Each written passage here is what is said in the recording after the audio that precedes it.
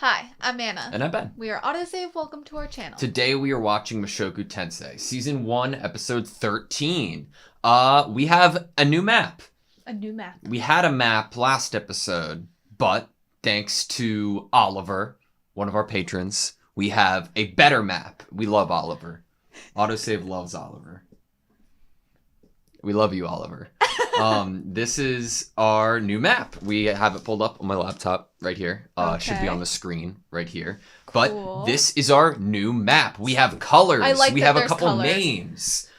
Seems like textural too. Yes, and we also have some information like where Rudy's home was, Eris's home, Roxy's family village, and most importantly, where we're trying to cross currently. Which... We're all the way down there? Yes, we had thought wrong. maybe we were going to go northwest over. That's what I thought. But now, after seeing like the colors of different, climates, this makes a lot more sense to me.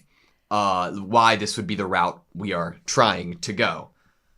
And we are going south from Windport, and we are trying to cross at the moment. Us and the gang. So, again, we love you, Oliver. Thank you. Thank you. Yeah. But yeah, cool. Awesome. Lot of added context. And we have names for places too. For places that we haven't necessarily been to yet, but there are some that are crossed out. So it seems like it was like they were picking and choosing which ones to show us based off of potential spoilers, and they helped us. Or which things maybe have been offhand mentioned. Yeah. But we don't actually know what it signifies. Exactly. So thank you. We're going to be referring to this instead of the one previously going forward. Also, in my editing and then thinking about last episode, I have this really crude drawing of one of the eyes that Kishirika used last episode in my notebook, and I had wanted to know what that was like compared to Ghislaine, because in the moment we were talking about it, not sure. But in my crude drawing, there are also 4 triangles at different points of Ghislaine's eye, just like Kishirika's, which I theorize could be added context to what Kishirika was reacting to in regards of Rudy. And I think that it maybe was her surprise and disgust wasn't necessarily what I first thought, which was, oh, you can see that Rudy's a reincarnated person, previous life, but much like Ghislaine's eye, it could be an ability to see mana. What do you think? I mean, it definitely opens up the question of why would she have reacted that way upon seeing a great deal of mana, like, in him. Yeah. So I'm like, okay, why would she react so almost disgusted by this? Not sure, but it is the same eye, I think. Yeah, maybe it could be like the idea of such power is disgusting, especially in a kid or like that he Rudy. holds it. Okay, Yeah. I like that idea. I mean, she is an emperor. Yeah. Like, to the idea that some child, without the nobility that she has, could possess such power is probably disgusting to her. So I loved last episode. Going into this episode, we have a few questions like, are we going to meet up with Roxy? Were the 2 people in the hotel room actually doing what Rudy believed they were? And who really is Gallus Cleaner? Anna, you think that he might be a pirate? I think he might be a smuggler. I mean, they could be the same thing. Yeah. One and the same pirate smuggler. No, they're not the same thing. They More might nuanced. All right, you ready? Yeah. Sweet. Adventurer's Guild? I love it. Tall hand. What? What do you think Paul and her relationship is like?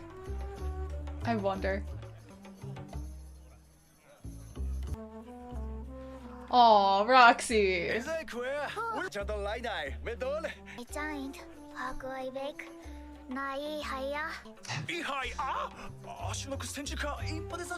So? World renowned.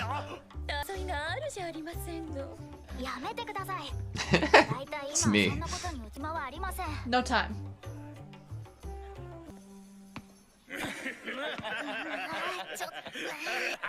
So she was an adventurer.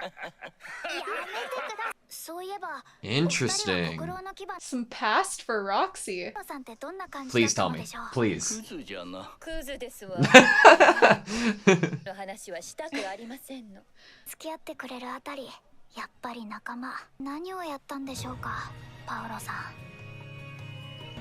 So when those people approached her asking if she would join their party, when she said I'm already a part of one, I first took that as she was saying she was a part of or traveling with the Fangs of Black Wolf, but now I'm thinking it was in reference to her old party.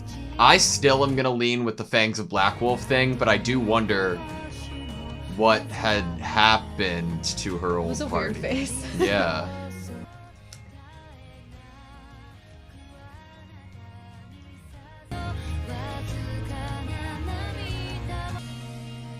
Okay, let's see. Are we gonna meet up in this episode, or is Rudy gonna be long gone? Oh my gosh. Yes, he is. They are.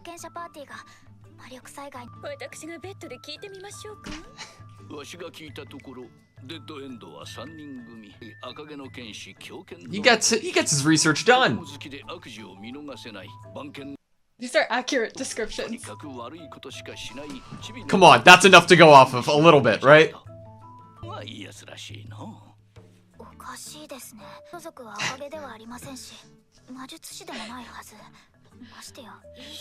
Thinking that Mad Dog Eris must be the superb. Or Rudy.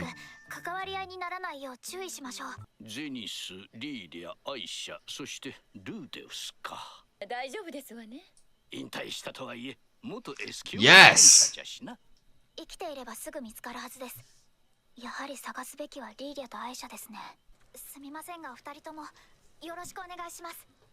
They're staying in a very similar inn to the one that I think we're getting the precursor to like seeing Roxy hide behind the rocks, right? She's on the beach now. Yeah. Yep. She gets to witness Mad Dog Eris herself.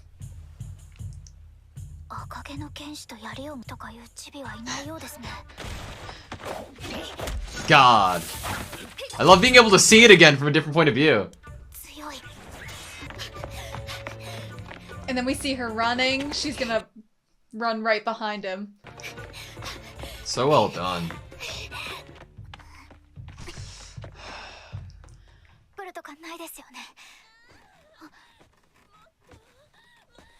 This is what Rudy was hearing.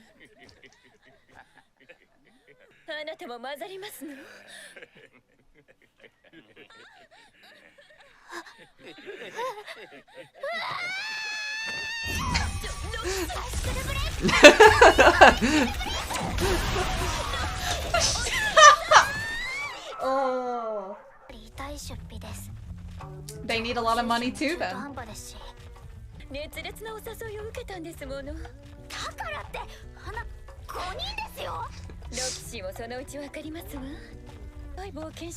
What is her dynamic with Paul? What is her dynamic with Paul?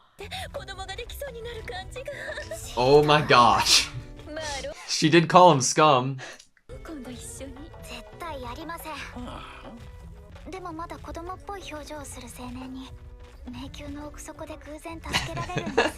lot of thought.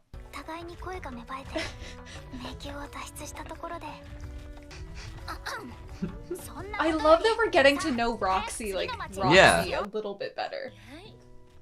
The Roxy and not the Roxy as a tutor. Pirate. Smuggler.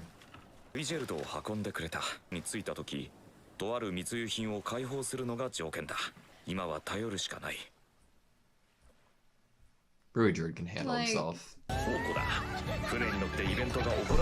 We're going opposite ways. Inland, out to sea. Ooh. Can we go to a ghost ship? It's not a labyrinth, won't work.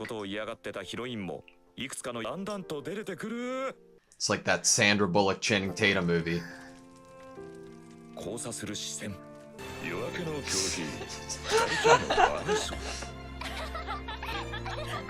He has like a leaf. It's like Adam and Eve. Oh, but what's the reality check? She was so excited. Is this the first time she's ever been on a boat? I think she fell overboard.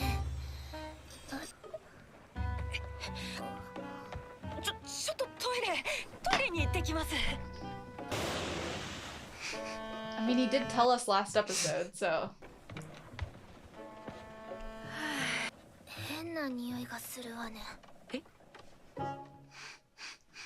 Rudy used healing magic on himself.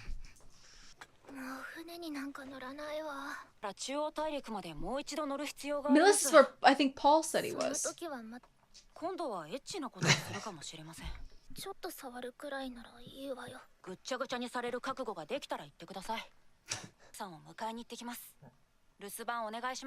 I'm worried that Ruiger doesn't have a spear with him, you know? And we don't know if we could actually trust the guy.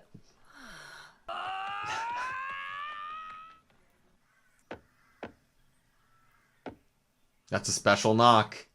For a special man.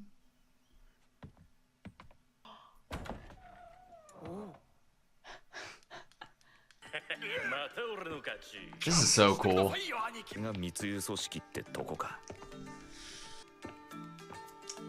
Whoa. We need it.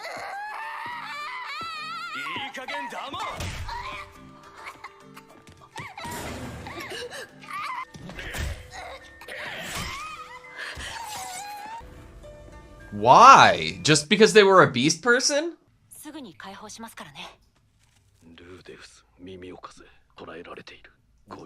Oh, children.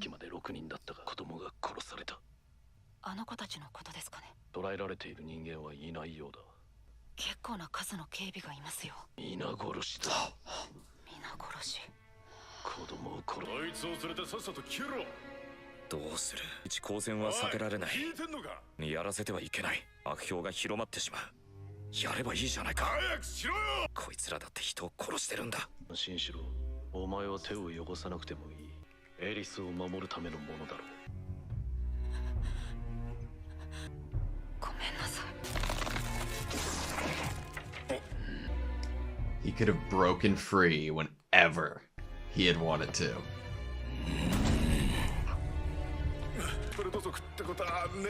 Oh, shit.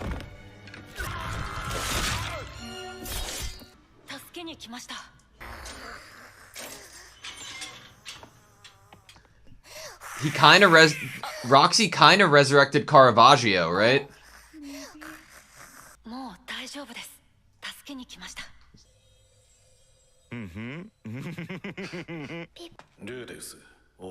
He's had time to shave his head again.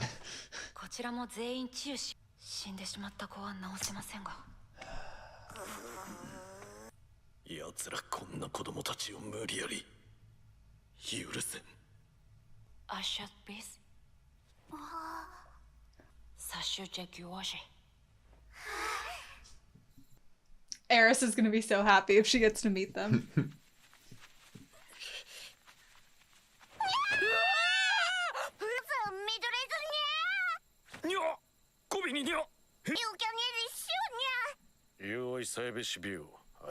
How old is the dog? Is the dog a child?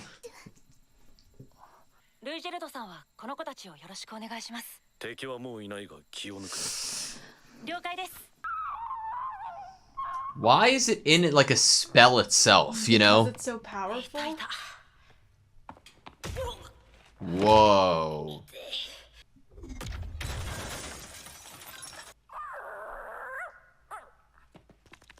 No.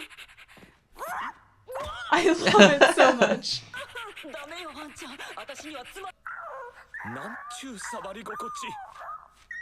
That's probably why it was being smuggled, for its fur. Sacred beast.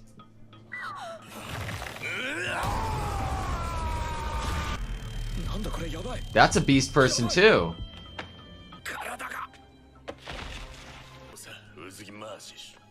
They came to look for the beast children. It's fun.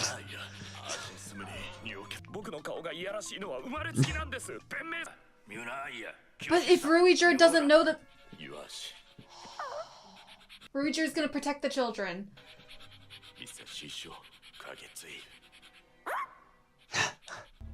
I love the Sacred Beast. This is like Princess Mononoke. Ah! Back to the discussion. Okay, that was Mushoku Tensei Season 1, Episode 13. What'd you think? I am very excited that we are about to hang out with more beast people. I am nervous, though, because how Ruijiro wants to protect children and probably wouldn't stop to, like, ask questions of why are you trying to take the children from me? Yes, but the children can converse themselves. So I think right at that point, they'd be like, no, they saved us. You know what I mean? So Rudius is the one possibly in more trouble right now then. Yeah. Out of the two of them. I'm trying to think, like, we don't really have a great idea of who else could be in that region that we'd already know. Like, I doubt Ghislaine would be there. There's, like, to, like, you know, vouch for Rudy. I don't know. Well, actually, think about this. So we've been to Roxy's hometown. Correct. What if this is Ghislaine's hometown and Paul is there? I don't know if Paul would be there, but I do think that the idea of it being Ghislaine's hometown would be sweet. Right. Does Rudy have anything on him at the moment that shows that he has, like, met Ghislaine? I forget if what she has given him, if he still has in hand. That's a good question.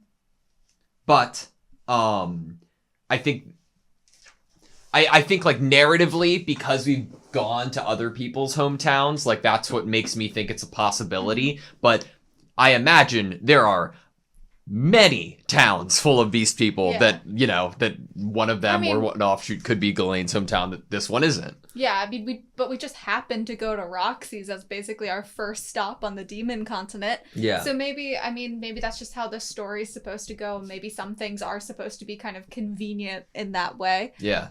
Because there's so much that's complex that's going on with, like, themes that they're dealing with and characters that are complex. Maybe some of the plot points are supposed to be a little bit more easy or convenient. Yeah. But I do like the idea that Paul could be there because I believe this is the continent, the Millis continent that he said in the letter or bulletin post that he was going to go to. And he said that he was going to stop by first, I think at either Zenith's hometown or Lilia's house first. And then it would make sense to me that he would then go to a home of another person he knows on the Millis continent. Yeah.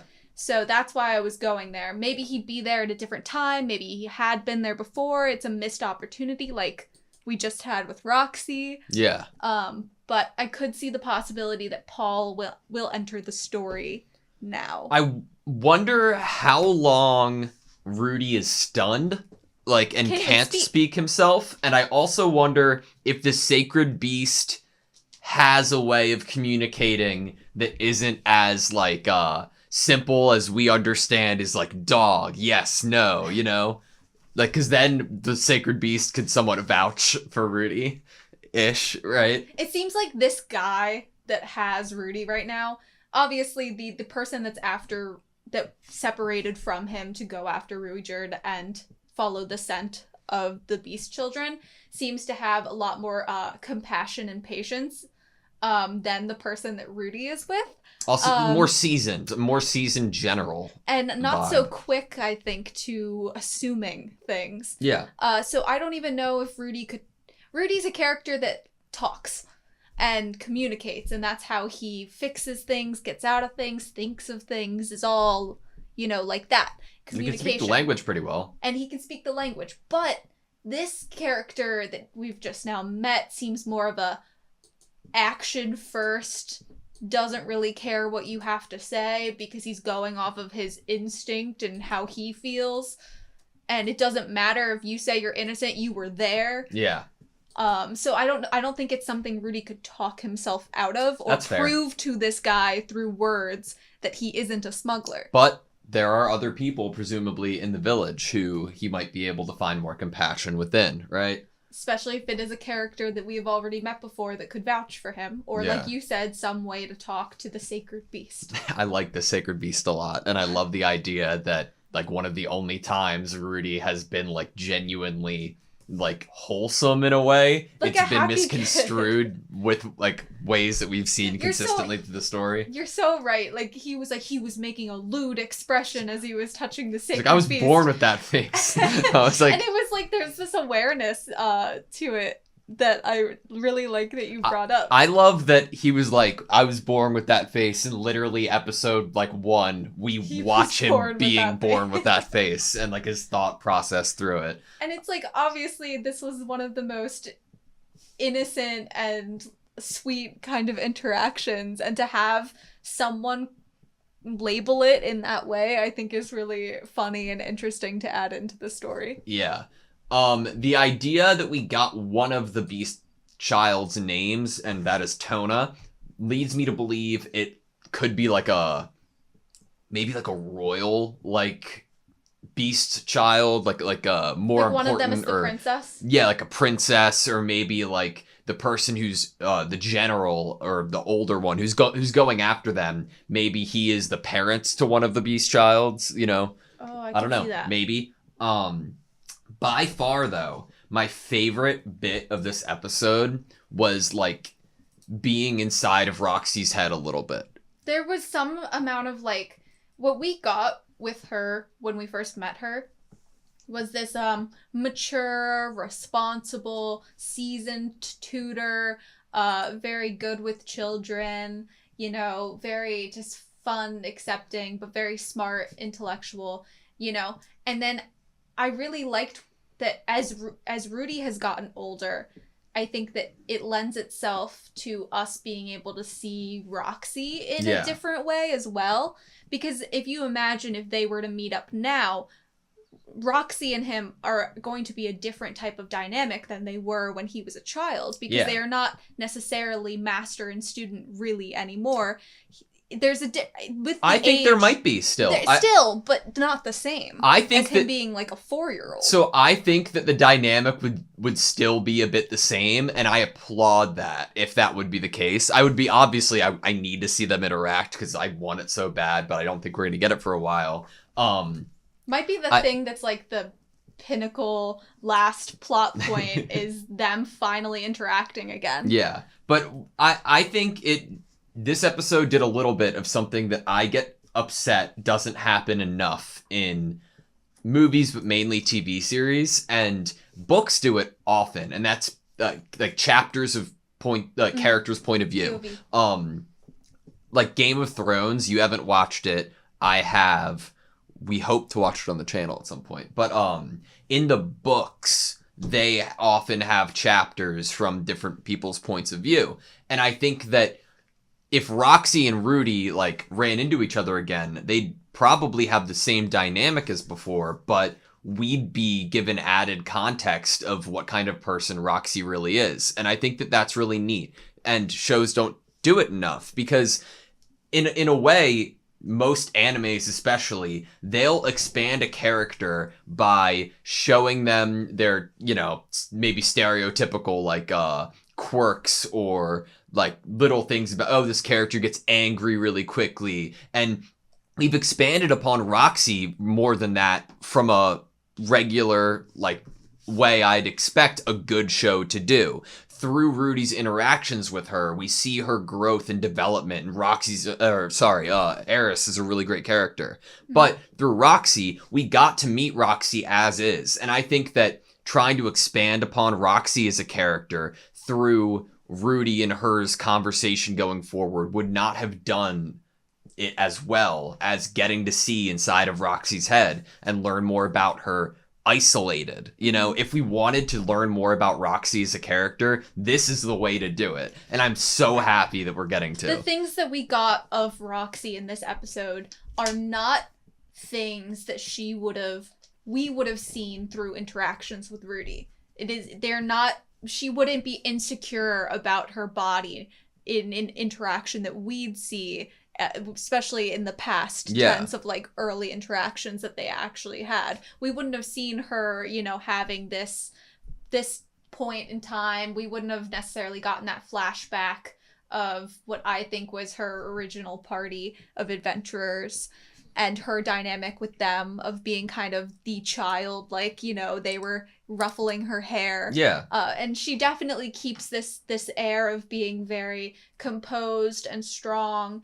But we've also seen her be so terrified of Superds that she is running, gasping for air through alleys. Like, there is much more to her. I think she puts on a little bit of like I'm an adventurer and I'm tough and I know I'm small, but I'm bigger than I look. And I think in a worse written story or worse written anime, this episode's portion of what we got for Roxy is something we wish we could get out of a character. Mm-hmm. I have been in a situation being like, oh my god, I wish we had even half of an episode dedicated to this character who I loved 10 episodes ago and got to see what they're actually like one-on-one, you know, with people and like being inside their head. And I'm so glad we did with Roxy because it makes me feel like she's an important character, and she wasn't like a bridge that was used once and will be reminded about every now and then, oh, we'll end the series with that character coming back to show the growth of the main character. Like, I like that can be good and all, but to see what kind of personality she has and how she interacts with people, Paul's old, you know, guild is great. I love it. I have asked myself this, and I don't necessarily know what I think the answer is to it, but why is Roxy so close to or connected to Rudy and his family in wanting to do this? Yeah. I cannot believe that Rudy is the first child that she's tutored and helped and lived in the household with. Like, we already know that she went on to basically be tutoring a prince. Is this just Rudy, there's something special about him and that's why Roxy's drawn to him? Is this like a fated interaction and connection? Or is this truly Roxy's personality, that if she knew that one of her students or was in trouble... It's not even about a student, though, which I think is important. Like, you referenced the cat, like, who she was tutoring last we saw. We also saw a lot of Paul and Zenith treating Roxy like indistinguishable of family. Yes. Like just family and that's it. And that's how we're going to treat you and care about you. And I think that's the thing that is making Roxy not just look for Rudy, because she thinks that Rudy can at least handle himself to some degree. She was going to look for Lilia first. Yeah, for Lilia and Aisha, right? Mm-hmm. And I think that it's just, she almost might feel like a part of that family now, which I really love and appreciate. And okay, I really like, I'm going to butcher these names, and next reaction will probably try to listen to them talking in the dialogue so we don't get them as wrong. But Talhind is the guy, and Annalise is the girl. Ellen Elise. I have an L in there. I have an E-L-I, but I could have just written it wrong because I was trying to get it while it was on screen. What the fuck made Zenith choose Paul? Like, Zenith is queen, and she is an S-rank adventurer, and she has their respect as well. Zenith could get anybody she wanted. What was the redeeming quality? Like, I wish that I could see a whole prequel of all the Fangs of Black Wolf and focusing on, like, the give and take of Zenith and Paul's relationship. If I were to make any guesses, it would be that she didn't give him that attention. Yeah.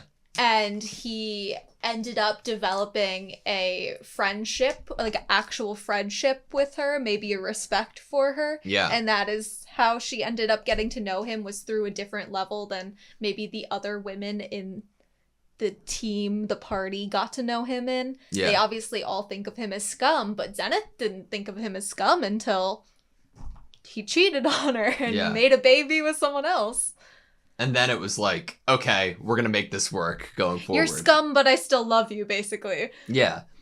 There are a couple things this episode that I just love. Like, it's just one of the things I've grown accustomed to loving in this show. I love that you take off Rui Jurd's, mask, his hair started to grow back, and then between the times of him and Rudy splitting up, him murdering all these awful smugglers and coming back, he has also had time to shave his head again. I love it. Who asked him to liberate these children again? Was it Coilus? I don't know. Who? The smuggler? Gallus? Oh, Gallus. Gallus Cleaner? Like Gallus glass cleaner? Yeah. Was it Gallus that actually came up with the ruse, almost like, I'm a smuggler, I'll get you on the smuggling ship, but you have to liberate these children? Perhaps. I don't exactly, or it was a mission they took before going there. I think I missed that. Yeah. Gallus, in exchange, we agreed to liberate certain smuggled goods once we reach Xanth Port. Yes. So this smuggler agreed to help them in order for them to liberate certain smuggled goods. Gallus Cleaner has got to be like one of the coolest people. I don't know why I was like thinking Coilus in my head. Who is Coilus? I'm not sure. I don't even think this person exists. Me either. I mean, probably not in this universe. No, I don't think so. But Gallus is great. But Gallus, I mean, I was saying pirate, you said smuggler, you got that one right.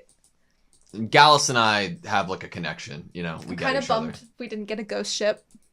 Yet, there's another body of water we need to the cross. Ghost ship. Yeah, you're right. There is another. Eris has to get on another boat. Yeah. Maybe we encounter and can stay on the boat a little bit longer. Sea monsters. We didn't get to fight any sea monsters. Like, come on, that's like a rite of passage in an adventure. We kind of already know what's going to happen the next time we take a ship, because it seems like we're bound to crash onto an island, which separates Rui Jurd from Eris and Rudy, so that Eris and Rudy can have a rom-com, moment.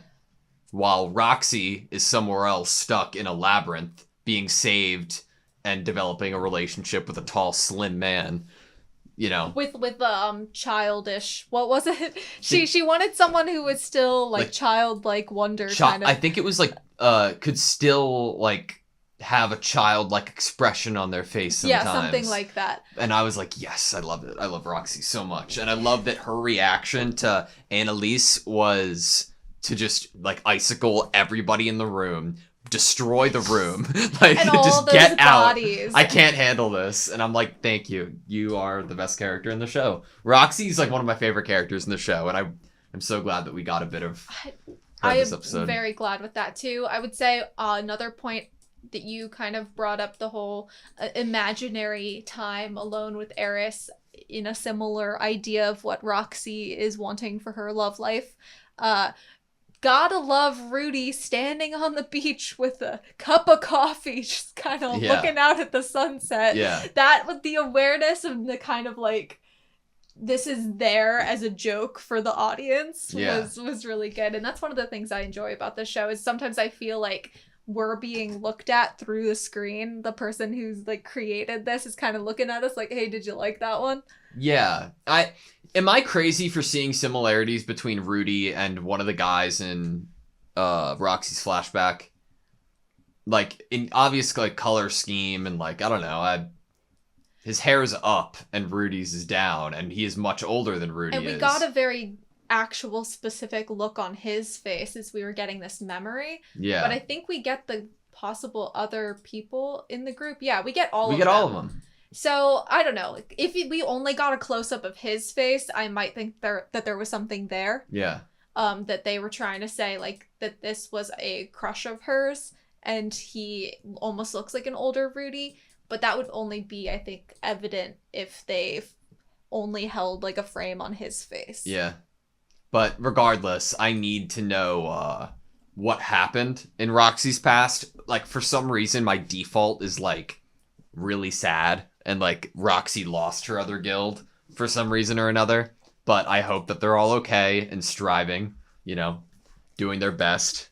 I mean, that could be part of her attachment to wanting to help out Paul and Zenith and reunite their family through this, is if she thought of these people as a family that she had created, and then she had actually lost them, these people that she adventured with, and then she felt the next time she felt like she was a part of a found family again and was welcomed into a home was with Zenith and Paul. She doesn't want to lose this one. I could see that being a reason for her attachment to Rudy and to the rest of the family. Yeah.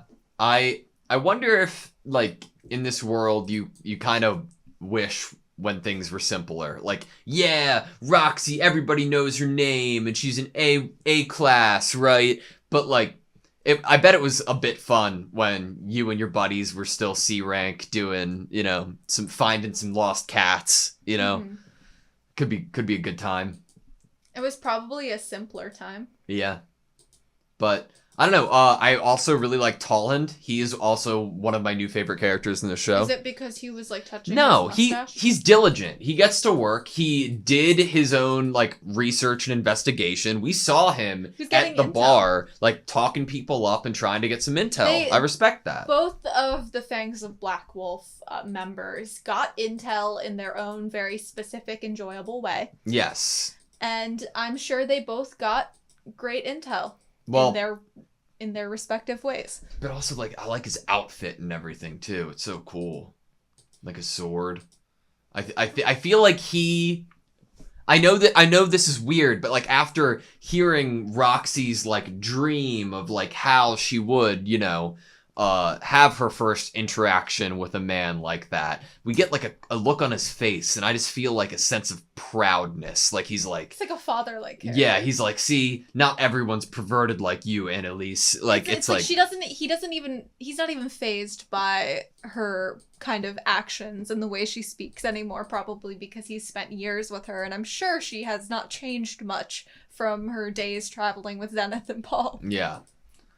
Good episode though. I feel like it was a good bit of setup at the second half for like what's going to come next. I have a question for you though. Oh, I have a question for you too. Okay. All right. Go. Do you want to go first? No, you can go. Okay. Do you think we are going to get another portion of an episode dedicated to Roxy's point of view this season? That's a really great question. I think that if we hadn't completely separated, I think the reason that it felt good to get it at the time we did is because she was heading to where Rudy was and then was where Rudy was.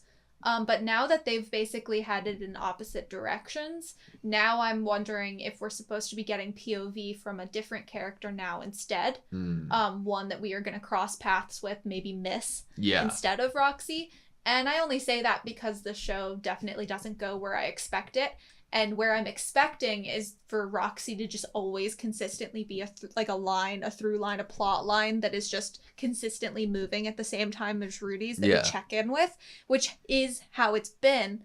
But every time I think that something is a certain way and that the plot is supposed to be going in a certain direction with the show, I end up being wrong.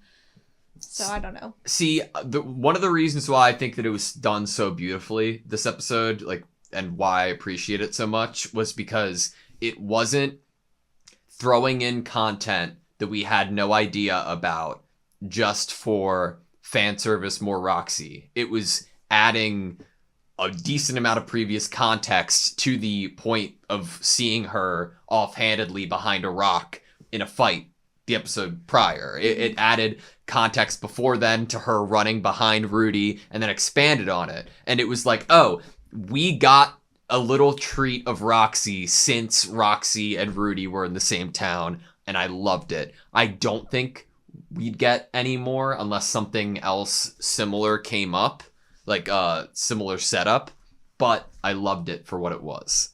Okay, now I have 2 questions for you. Okay. So I'm going to go off of talking about Roxy still. Why is Roxy so scared of Ruijerd? We know that her family doesn't react the same way to Ruijerd. I think Ruijerd came after Roxy left. Yes, that I'm assuming that too. And doesn't it make you wonder what Ruijerd had to do to prove himself as an ally and a person that could enter the village to the mirrored people? Hey man, if you're often saving kids from the village, then eventually they're going to let you in and want to talk. See your true colors, especially the leader of the people. Mm-hmm. My other question is I don't think this is the case, but I think that it needs to be brought up or asked at least or put out there because of the contents of the smuggling and the characters and people that were getting smuggled in this episode. There's no possible way that the maids and butlers of Eris's home were bought, right? It doesn't. Her family doesn't seem like the type of people from what we got of them. Look, it seemed like they didn't. They might have had. There was fetishization there. Oh yeah. But there was also. It seemed like love. So I don't know. I think it's. It's gonna be a giant assumption, regardless of what we say or think about it. That being said, there was a huge fetishization. That's such a hard word to say. By Soros, right? And that was the idea, that he wanted them to be beast people. I don't imagine that they got to the castle through morally all white, perfect, correct means. That being said, I don't think he had them chained up in dungeons the entire time and killed them when any of them talked loud like these smugglers. It's just this episode brought back some things that we saw back at Eris's home that I'm now thinking of in a possible different light, like Rudy catching Soros with one of the beast people. Yeah. And then now it has kind of sent me into this slight little tangent, I guess, of wondering if maybe Eris's family is supposed to also be kind of morally complex, of like I think everybody is. Yeah. Right? Like, and I don't think I was seeing them that way beforehand. And I think now I feel like I am thinking about them a little bit more and trying to understand them a little bit more. Yeah. I think everybody has their things, you know, like in real life, but like this, we're seeing a lot of it. One thing that I think I forget, like during the reaction, once we were walking downstairs into the smuggler's hideout, I was like, oh, I love this. Like, I love that we're in a world where I get to see like the underside of things, you know? And the one thing that it's like bittersweet, but at the end of the day, I love about this series is that it's mature in a way, right? Like, those type of things happen in this world. Like, and we're being shown it and hearing about it, and it's awful. Just but with, like the lens of this magical world. Yeah, but it's like, I don't know. I always like it when a story will give me all kind of different. The good, the bad, and the ugly. Exactly, and let me kind of sort through them. I mean, I think it makes it feel like an actual world. Yeah. Which we love. Good world building. Yeah, true. I don't know. Good episode though. I'm excited for next one. I love this show at the moment. Like I want to binge it. You know. Too. All right. Thank you guys so much for watching this video. Please like, comment, and subscribe, and we hope to see you next time.